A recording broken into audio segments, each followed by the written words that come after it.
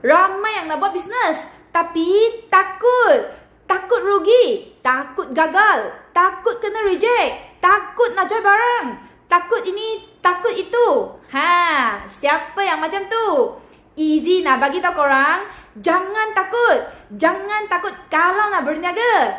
Cerita ni, cerita kena yakin. Yakin tu, jangan yakin atas asbab.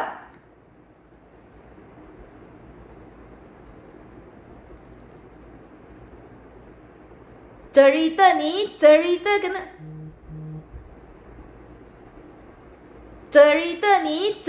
kena yakin.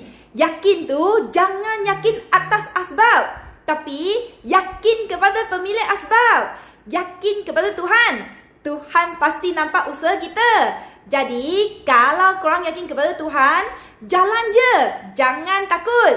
Easy akan bimbing korang dalam bisnes. Dari A sampai ke Z. Dengan sistem yang terbukti berkesan. Jadi, korang tunggu apa lagi? Cepat-cepat komen, saya nak join Easy. Lepas tu, pergi ke profile Easy, WhatsApp Easy. Easy akan balas korang secepat mungkin. Ingat, ambil langkah pertama tu yang penting. Bertindak sekarang.